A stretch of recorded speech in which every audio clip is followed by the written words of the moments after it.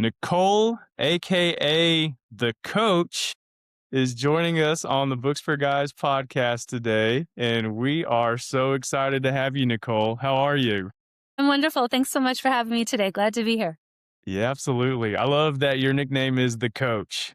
I think that is a super cool thing, and it especially aligns with your book and what you're all about and wanting to accomplish here. And so I'll call you Nicole, but we'll call you Coach sometimes too. I think that's really cool. Fair enough. Fair enough. Perfect. Yeah, but Nicole, it is like I said, it's great to have you on, and we are talking about your book, The Corporate Coach Approach.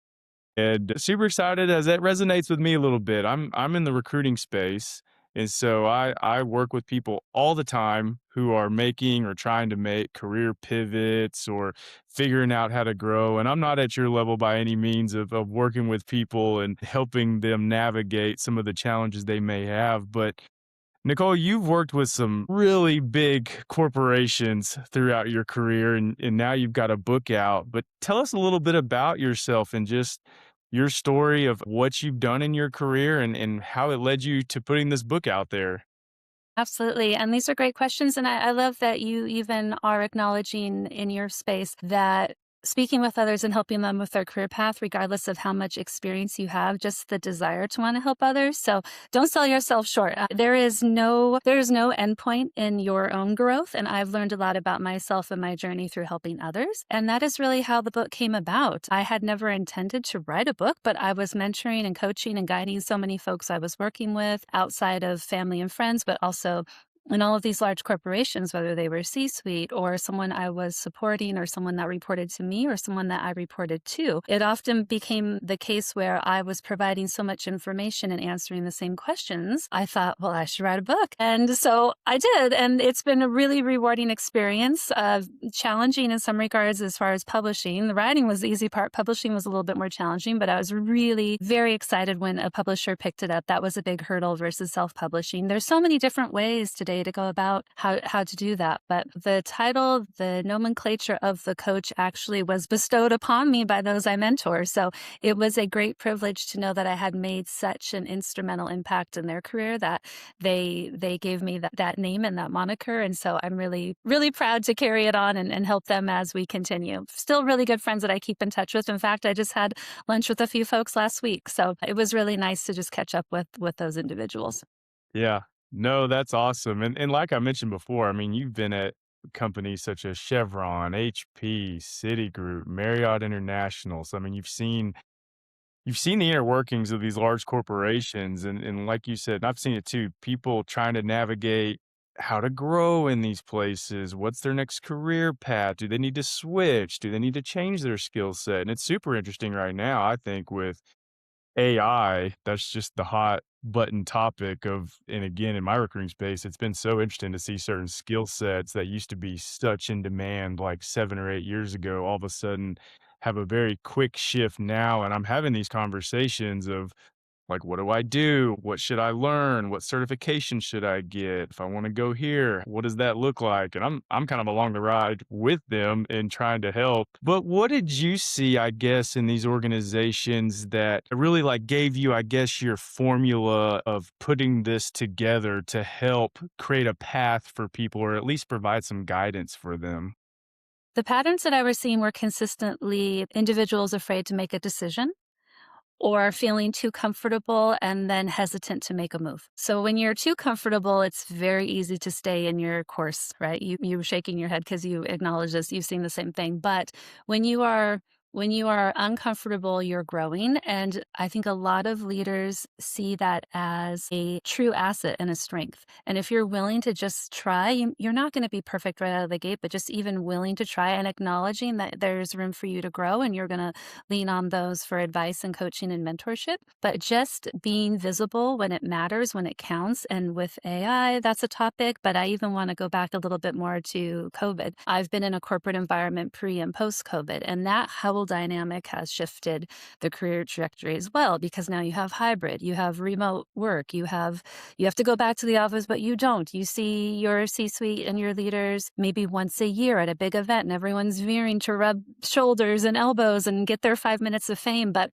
there are so many steps in between where you can be visible and stand out. So the patterns, I would say, is just really giving people the encouragement to understand they're already in the space, they've already proven themselves. How can we go forward? What's the right course? And also when to course correct, to your point. When is it too much? When is it too little? When am I ready to go? How do you know? There's a lot of gut check, there's a lot of instinct, but also listening for cues. What's happening in the space around you? What are the swim lanes that you're working against?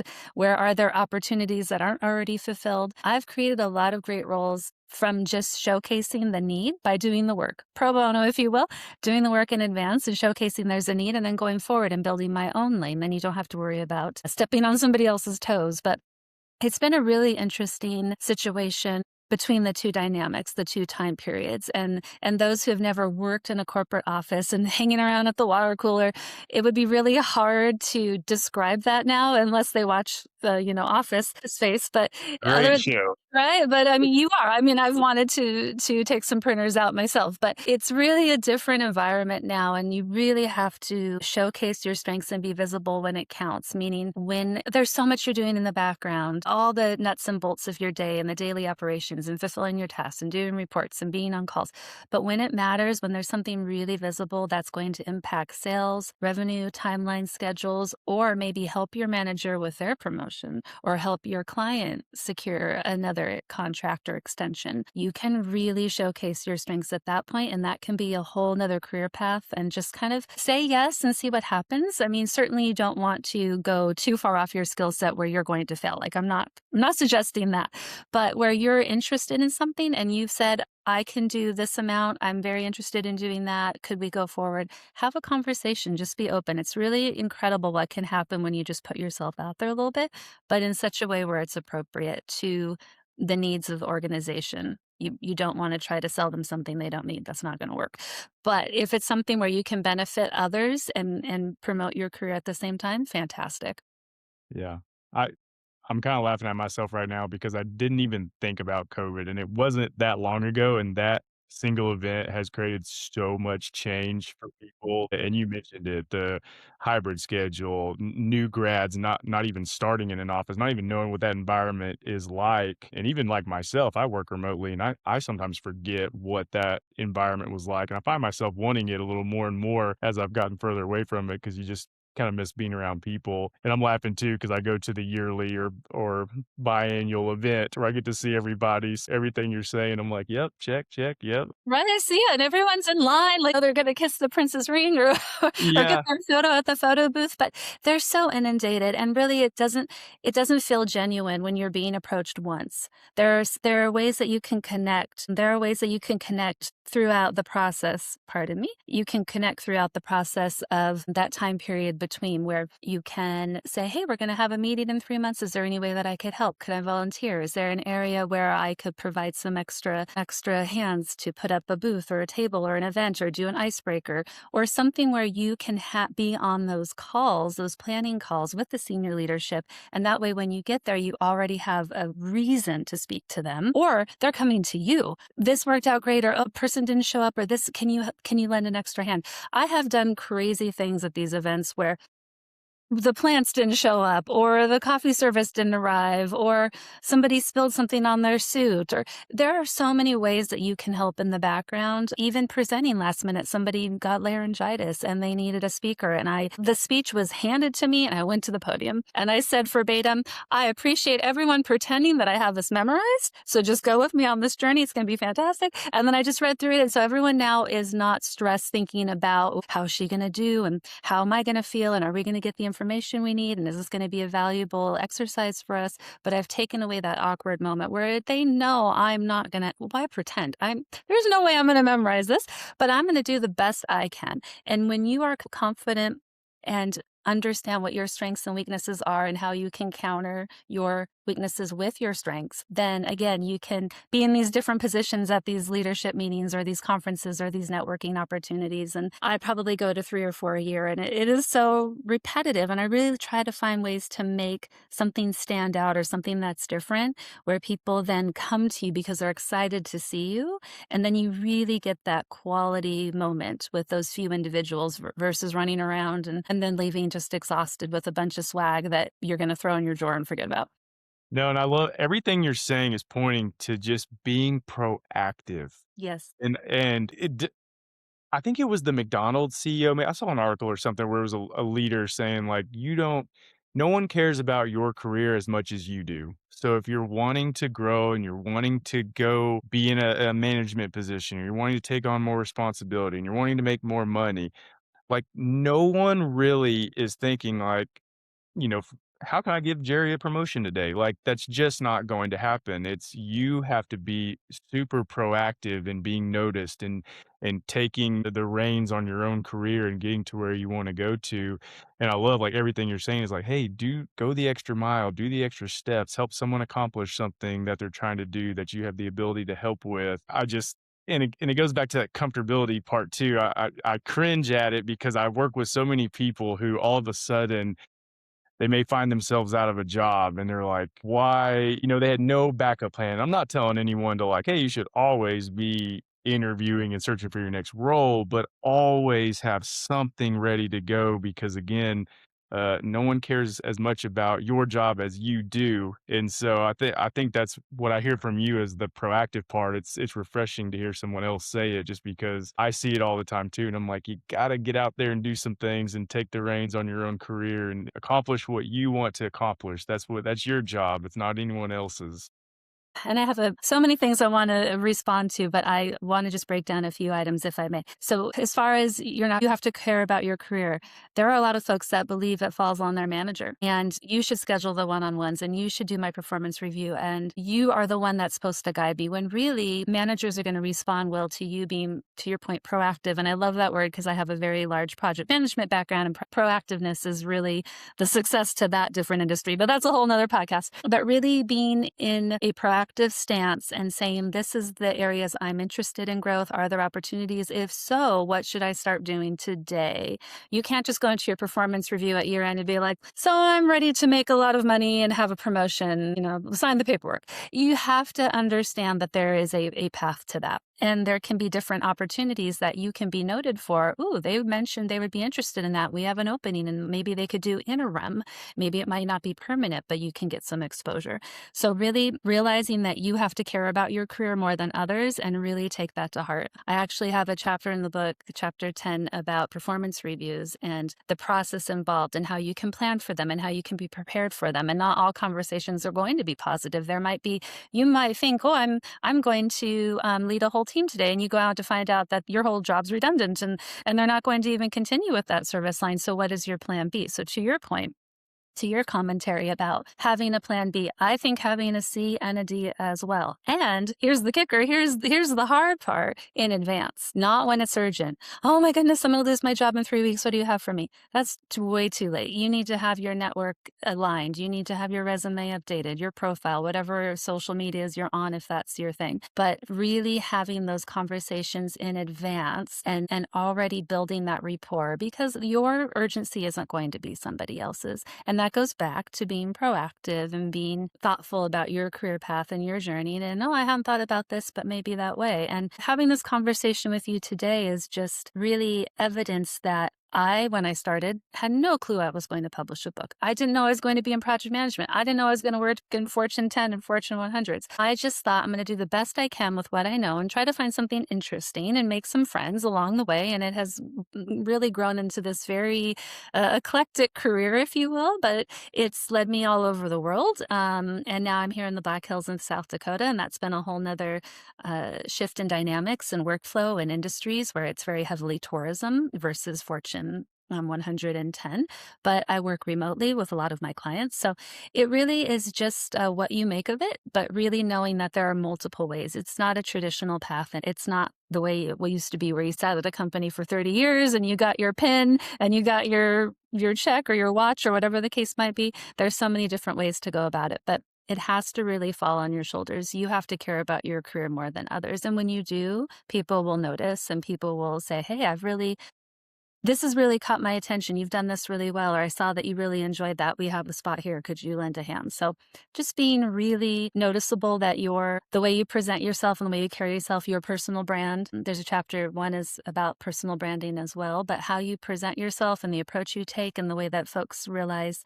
your capabilities and your strengths and what you're going to bring to the table, if you will, that's going to resonate throughout all of your conversations and engagement. Yeah. I love this conversation, Nicole, because everything you're saying is stuff that I've studied myself or learned from people like you. As you mentioned earlier too, networking, that's something I share a lot with people, and I'm like, the importance of having a network and getting out there. Because again, after COVID too, I think it became really hard for some people to Really you're hard. not you're not at the office anymore, and you're not accidentally running into people or having those chances. You gotta be a lot more out there with yourself to go put the effort in to get to a happy hour or to get to a lunch or coffee meet, and your network is so it's never been more important because opportunities, even applying for jobs, have all changed in the last even 5 years. You'll have 800 people applying an hour because of the robots and AIs, and there's all these hotkeys now where you don't have to do a cover letter. You just push a button and it does it for you. I mean, a lot of people never applied to roles because, oh, I don't want to do a cover letter. Well, now that's been resolved. So I've even had managers say, oh, your resume caught my eye and this and that. And I said, well, could you share with me what specifically caught your eye? Because it's really good to know for the future if it's appropriate, depending on your relationship with your manager as you go. But or your client, or whatever the case might be, because the competition is so steep. The volume is tremendous. So it's really a good point. And back to the same word, you have to be proactive. And networking is difficult in a good situation. It's even harder when you are chance engagements. So really understanding what your current network is. And when every time I have a call with someone, I always say regarding topic ABC, who should I talk with next? Who do you recommend I speak with? And then you can grow your network that way without having to search and scour the internet and your organization and your all of your databases. Just ask that simple question. Or, hey, I've heard this a lot too. Oh, I don't have the time. Have time. We all are given 24 hours, right? So you have to make time. And where you're making time has to have a good return on your investment, a good ROI, right? So you have to be proactive and understand, like, if I spend 10 minutes here, how can I adjust that somewhere else? So I've even heard from really high level senior clients, I don't have the time to connect with so and so. I have a call with them next week. Would you like to join us? I can invite you. Great. It's already coordinated. I already know their calendars. Just making those opportunities for other people will grow your network. And they say, oh, that's great. And so wanted to come. And oh, we were supposed to meet. Let's just all join. And you might have 5, 6 people on the call and get that extra 10 minutes times 10 or whatever the case might be. So yeah, it's a really interesting conversation to have. And I appreciate your situation with regarding recruitment and different conversations that you're having. Sounds like there's a lot of parallels. Yeah, no, for sure, and that's why when I was looking through your book, I was like, "Man, this is great," because I already kind of know what you do.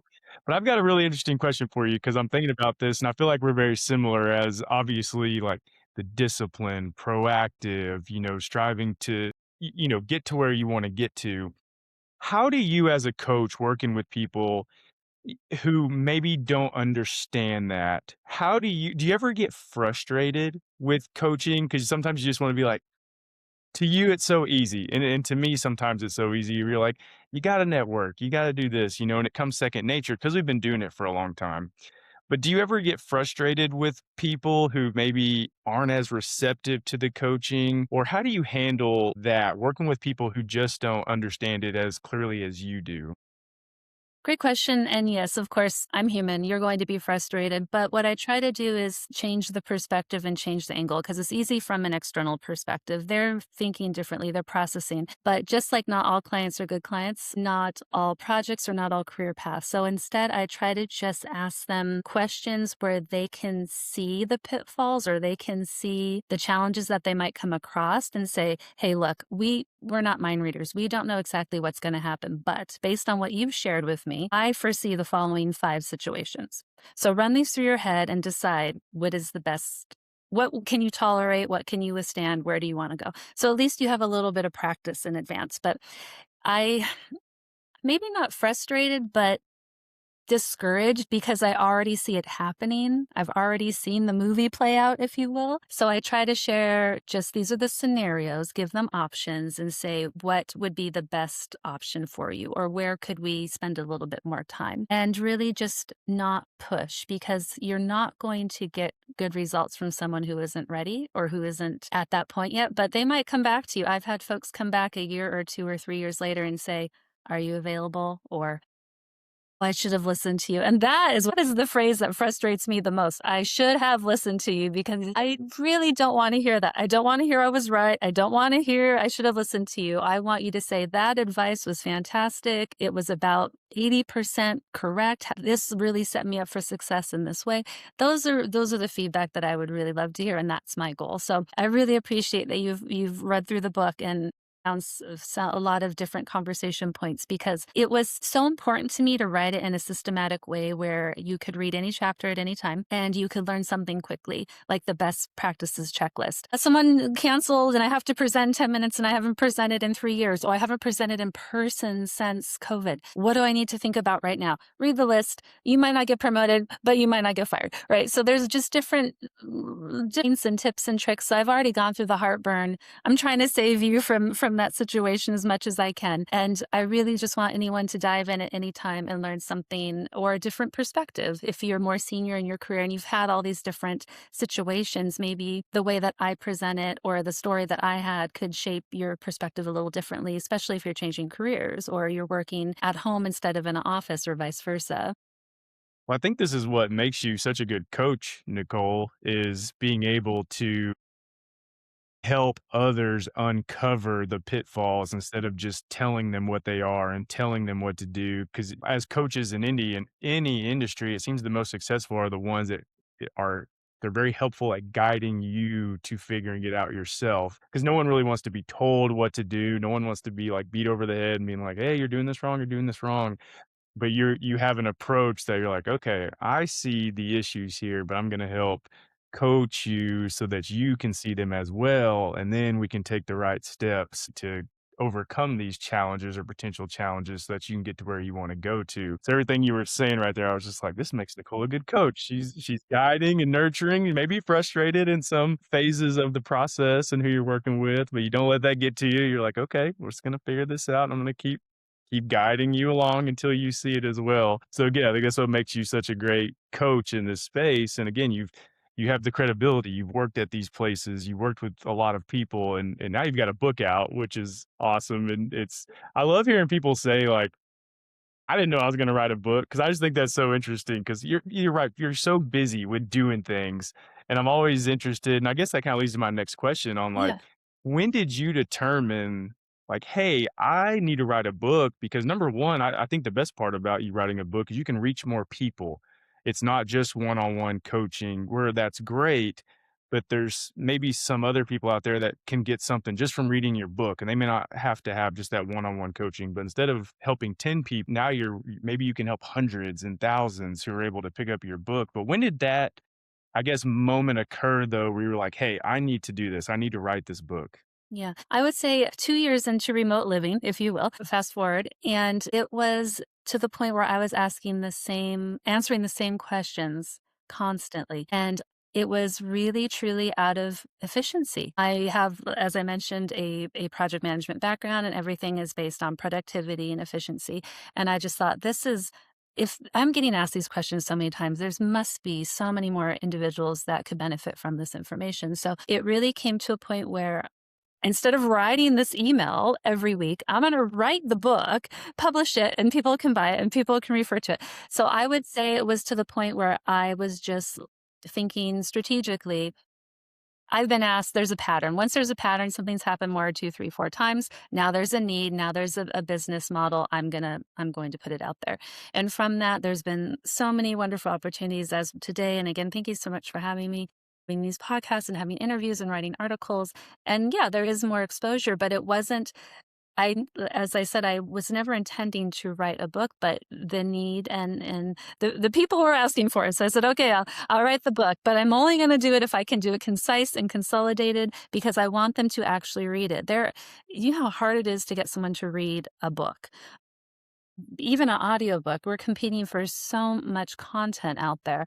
And I wanted it to be digestible and approachable in any age, any career, any industry where you can learn something from it. I've worked in technology, furniture manufacturing, interior design, construction, simply by saying yes and trying new things and moved. I've moved a lot. So when you're moving to different countries or different states, there's different economical situations that you have to account for. And I just can't do what I want to do because that's what I want to do. I have to adapt with the environment. So from those conversations of me adapting, I say, hey, this has been my experience. Give it a shot for yourself, or let's try this, or ooh, I wish I would have known. Right. Another comment, I wish I would have known. So, hey, I've learned. Let me share that with you. So you're laughing. You've heard this before. Oh, I wish I would have done. Well, I can't tell you everything. I haven't experienced everything, but this looks like a situation I've experienced. This is what happened. Maybe this could help you. So that's the long and the short of the book for sure. Yeah. No, that's great. That's great. And I didn't I love the way you phrase that. And I love that your book was created through getting asked the same question over and over and like, fine, I'm just gonna put a manual together and I can just say, here's your answer. Read this, read this, read this. And let's shorten this time frame up of you being able to get your answer. I love that. Now you've got my wheels spinning. I get asked the same question over and over every day in the recruiting space. I'm like, maybe I need to write a book and just pass it out to people. Yeah, it is really interesting, and even after you're writing the book, some folks say, "Oh, I still need to read it. I've bought it, I'm gonna read it," or, "Oh, I read it 5 times." I mean, there is no pattern. It's very interesting, but a lot of folks will say, "Oh, that really resonated with me because I hadn't realized." For example, I'm doing presentations 25 minutes. After 18 minutes, you've lost your audience, if you even get that long, but kind of statistically, 18 minutes is the great spot where people are still engaged and interesting, and I will sit on 2, 3-hour calls, and you're just like, "What are we doing?" No one is paying attention at 2 hours. We're hungry, there's other things that are involved, they need to stand, they need to stretch, they need to eat. It just isn't going to be effective. What can you do in a concise, consolidated manner? How can you be economical with everyone's time? And let me tell you, that is a great way to present your personal brand. I'm going to be helpful with your schedule. I'm going to be thoughtful of your time. People will just be so impressed because they're not considering that. They want it to be about them and all their questions and all their conversations, and it has to be something reciprocated. It has to be for everybody. And if you come onto a call and say, "This is what we're gonna talk about. Here's the agenda. Here's the points." Another tip I share in the book is always asking at the top of the call, "Is there anything that's come up urgent? Does anybody need to leave early?" And then that way they can give their updates and they can get off the line. And I found success with this, I would say junior in my career, but when I started working with really large corporations and Fortune 10s where we'd have 40, 50 people on a call. And of course, out of 40 people, somebody's going to have an urgency. But then I was finding there'd be like 10 people that didn't show up to the call at all. And I thought, I wonder why all of a sudden. Well, they were having urgencies come up and they felt bad. They couldn't sit on the full hour call. So once they started realizing that I was going to say at the top of the call, if anyone has an urgency, we'll do yours first and then you can hop. And really lovely too. People weren't abusing that just to get off the call. They were really saying like, something came up, but I want to give my update. Perfect. So we would have them do all of their calls and we got so much value and we could end the call a half an hour early because everyone was expediting in their feedback because they knew that we were going to give them that space. So really being proactive, right? Setting the expectations and then going forward can be a really nice way. And if everyone had their calls like that, oh man, you and I might be out of a job, but it would just be so nice to have a situation where people are being generous with their or being aware of other people's time and being generous in return. Yeah. The 2 words from this conversation, proactive and efficiency. I love Yes, I love that. it. That's the 2 There's I'm our taking away personal from this. brand right there. Yeah. That's right, that's right. Well, just the 2 more questions for you, Nicole. The first one being, what are you most proud of from putting this book out there, and what is one bit of information or just one nugget you hope that people take away from the book after they read it? Only one. Okay. So I am most proud that the book is published and available and on the shelf because there are so many folks that come up to me and just said, "You're so confident, you're so calm, you're so collected, but I really needed more time with you." And having this book has been such a nice way to get to have this extension of our time together. So I was proud, but I'd say honored that they really felt so empowered and confident just through my words. Like when somebody says that, it really resonates. So I was really excited about kind of getting that feedback. And I'd say one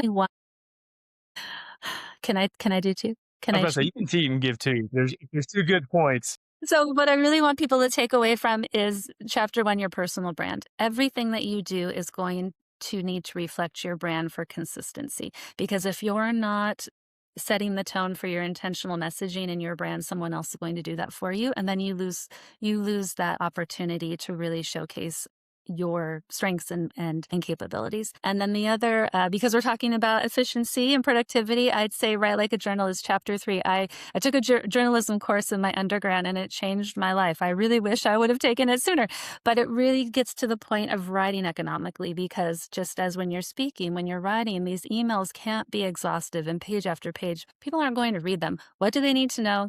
What does it do by? So really be thoughtful. If every word had a cost value as it used to in old journalism print, you would be amazed how your response is going to increase from others, because they have time to read your email and they're going to respond. So really be economical with your writing and others' times, and then also your personal brand, which they can correlate. So those are my 2 statements.